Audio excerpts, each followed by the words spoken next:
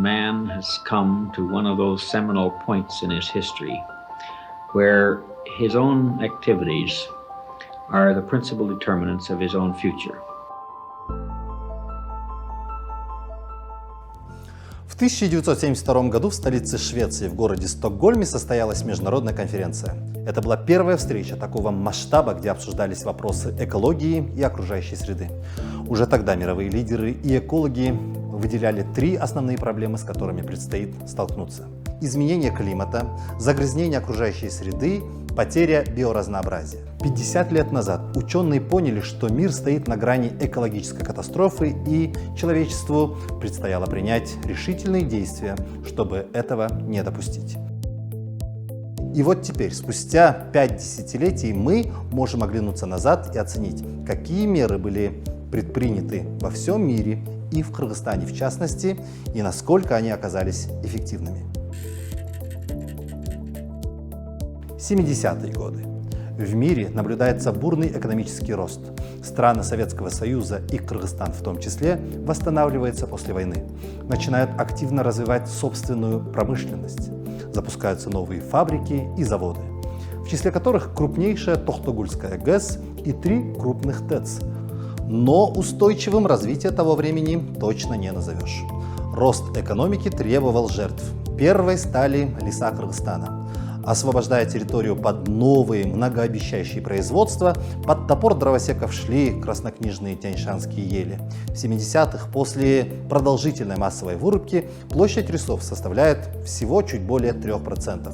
К сегодняшнему дню этот уровень увеличился менее чем на 1%. Официальная статистика утверждает, что каждый год происходят посадки деревьев, и леса Кыргызстана восстанавливаются. И это лишь один из показателей неустойчивого развития, который влечет за собой множество других отрицательных для экосистемы факторов. К примеру, потерю биоразнообразия, изменению температуры и деформацию почвы. Мы уже ощущаем негативные последствия, такие как участившиеся сходы оползней, селей и паводков. 80-е годы для многих жителей Кыргызстана связаны с рядом фундаментальных изменений. В 1985 году Пленум ЦК КПСС провозгласил поворот к новому стратегическому курсу, определил основы концепции перестройки. Пока общественно-политическая ситуация претерпевала изменения, люди меняли уклад жизни. Сельская молодежь поспешила перебраться в крупные города. Началась раздача сельхозземель.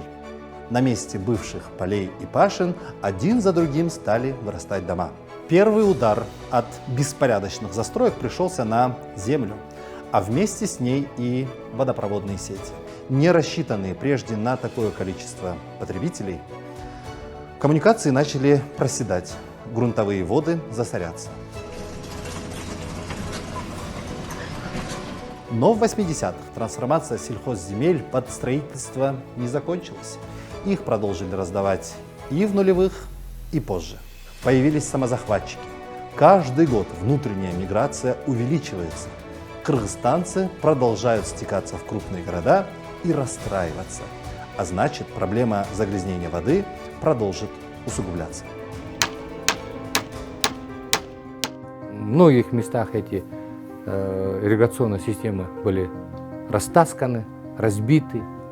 Они на балансе долго не находились в районных ООС. Некоторые фермеры сказали, это моя территория, это канал проходит у меня, это мои проблемы, я сам знаю. Да? В 80-е годы загрязнение грунтовых вод, если имели первые, скажем, десятки метров, то я абсолютно уверен, сейчас более глубиной, более 30 метров. То есть эту воду, которая уже загрязнена, даже технически нельзя использовать. Воду, которой пока Кыргызстан относительно богат, необходимо очищать должным образом. Однако во многих селах и даже крупных городах модернизированных систем фильтрации нет. И это еще одна проблема водных ресурсов страны. Сотни жителей вынуждены пить грязную воду. Часто это связано с тем, что вода в дома подается напрямую из водоемов открытого типа, без какой-либо очистки, хлорирования или фильтрации. Мына суунун түбүндө идиштерге куюп тундургандан кийин мына суунун түбүндө мындай курттар, таштар, кумдар, бул суунун маселеси бизде көп жылдан бери эле козголуп келет, бирок эч кандай чечиле элек. По результатам анализов микробиологических показателей питьевой воды в водораспределительных сетях за последние несколько лет самый высокий процент отклонения качества воды от нормы зафиксирован в Чуйской области – 18% из всех отобранных проб. Почти 16% несоответствующих проб было зарегистрировано в Иссык-Кульской области, а в Волжской области их количество за 3 года выросло в 2 раза – с 3% до 6%. Ну уж такова цена за динамично растущие города, новые строительные комплексы многоэтажек и разрастание новостроек. 90-е годы. Распался Советский Союз. Начался стремительный упадок экономики, закрылись фабрики и заводы. Кыргызстан в числе прочих постсоветских стран погрузился в нищету. Чтобы прокормить себя и свои семьи, тысячи кыргызстанцев были вынуждены заниматься животноводством. Беспорядочное пользование пастбищами, увеличение поголовья скота привело к тому, что к сегодняшнему дню из 9 миллионов гектаров пастбищных земель около трети уже превратились в пустыню. 30 лет назад количество выпасаемого на джайло скота составляло 10 миллионов овец и 5 миллионов голов крупного рогатого скота. Нагрузка на пастбища колоссальная. При этом с распадом Союза прекратился и учет очередности использования пастбищ. Животноводы стали выгуливать скот там, где доступнее и удобнее. Не все фермеры могут выгонять свой скот на отдаленные пастбища. Кроме того, они не запасаются, скажем, объемом кормов и не могут долгое время содержать на стойловом содержании. И поэтому ранней весной, пока еще на пастбищах нет еще растительности, они выгоняют свой скот на пастбище. Необходимо своевременно использовать пастбище, но и также соблюдать именно ротацию. Это перемещение, передвижение животных на, скажем, различные участки. Да? Деградация пастбищ приводит вообще к разрыву всей развитию биосферы. И вообще экологическая проблема приводит к экономической проблеме. Сегодня поголовье овец составляет около 7 миллионов. Такие данные дает Нацстатком. Фактически же цифры больше в несколько раз. Интенсивное развитие животноводства в 90-е буквально спасло страну от голода и продолжает вносить большой вклад в экономику страны, а вместе с тем и истощать почву. По словам экспертов, присельские пастбища сегодня деградировали на 70%, интенсивные на 50% и отгонные на 36%. За последние несколько десятков лет площадь территорий, пригодные для выпаса скота, сократились на 250 тысяч гектаров. Если не принять экстренные меры сейчас, то еще через несколько лет страна рискует вообще остаться без пастбищ. 2000-е, нулевые. Голодные 90-е породили эру бизнеса и предпринимательства. Открываются супермаркеты и фастфуды. В Кыргызстане создается тренд на все заграничное. Товары, которые еще 10 лет назад считались дефицитными. Вместо молока в стеклянных бутылках упаковки тетрапак. На замену газировки из автомата на прилавках напитки в пластиковых бутылках. Полуфабрикаты в полиэтиленовых упаковках и пластиковые пакеты вместо холщовых сумок. Создавая удобства для людей, блага цивилизации нанесли непоправимый урон природе. За последние 10 лет в мире было произведено больше пластиковых изделий, чем за предыдущие столетия. Одноразовые пакеты разлагаются около 200 лет. Они забивают канализационные сети и засоряют почву. Попадая в землю, пластмассы распадают на мелкие частицы и начинают выбрасывать в окружающую среду токсичные химические вещества, добавленные в них при производстве. Через грунтовые воды микрогранулы пластика и его химикаты просачиваются в ближайшем источником воды и отравляют ее. Выходит, что те же самые отходы, которые мы выбрасываем, возвращаются к нам назад на обеденный стол вместе с едой или водой. Для того, чтобы снизить вред от разложения пластика, отдельные экоактивисты Кыргызстана создают предприятия по его переработке. Правда, пока лишь в порядке частных инициатив. Проблема пластика в Кыргызстане стоит очень комплексно. Для того, чтобы минимизировать эффект от попадания пластика на свалку, вы просто начинаете разделять отходы дома, сдаете их на переработку. Любые пластиковые изделия можно переработать. Но я говорю о безопасных видах пластика, их всего там 3 типа. И из этого пластика, который в любом случае попал бы на свалку, сейчас из него мы изготавливаем разные предметы интерьера, чтобы это сырье обрело вторую жизнь. 2010-й.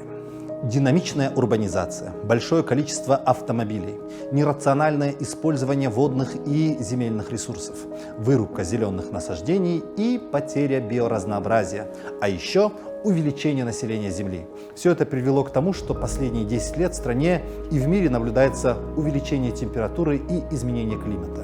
Численность людей сегодня составляет почти 8 миллиардов человек. Это вдвое больше по сравнению с 70-м годом. Удвоение населения прямым образом влияет на увеличение потребления энергии, причем минимум в 4 раза. Соответственно, увеличивается и эмиссия парниковых газов.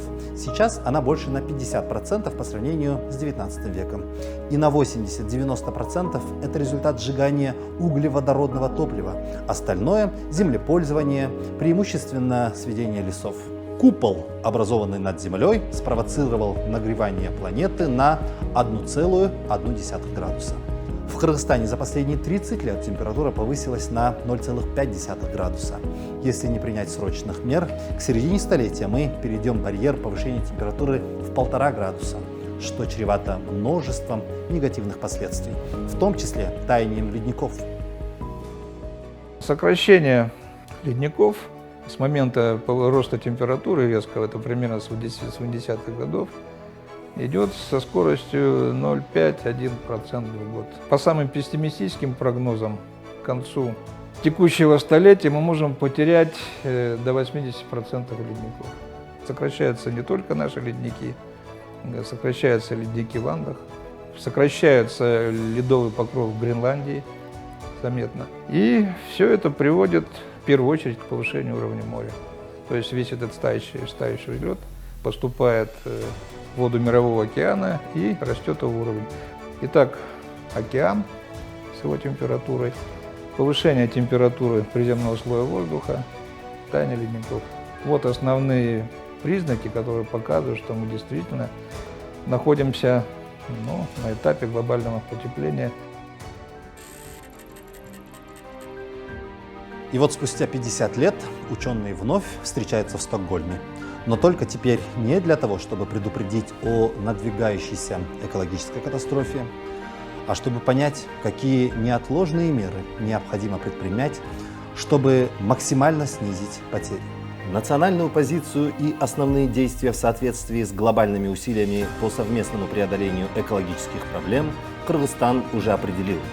На встрече в Стокгольме об этом заявил начальник управления политических и экономических исследований администрации президента Алмаз Исанов. Он отметил, что к 2030 году наша страна намерена сократить выбросы парниковых газов, а к 2050 достичь углеродной нейтральности.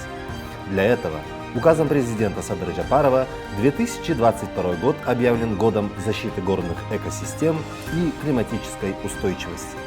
И наша главная задача – начать с простых, но верных шагов на пути к реализации этих целей. Сегодня ясно одно – важно говорить о рациональном использовании природных ресурсов, повышать информированность и интерес к устойчивому развитию, требовать от властей принятия законов, направленных на охрану и сохранение окружающей среды, переходить на возобновляемые источники энергии, отказаться от перепотребления, перерабатывать пластиковые изделия или использовать биоразлагаемые материалы. Необходимо развивать зеленую экономику и натуральное хозяйство, но делать это разумно, оставляя возможность самовосстановлению природы. Отказаться от бездумной вырубки лесов, а напротив создавать природоохранные зоны, сохранять редкие виды животных и краснокнижных растений. Сейчас тот самый момент, когда человечество должно понять, пришло время нести ответственность за все свои действия по отношению к окружающей среде. Выбирая путь экологической осознанности, каждый из нас может внести свой вклад в сдерживание изменения климата и сокращение нагрузки на окружающую среду.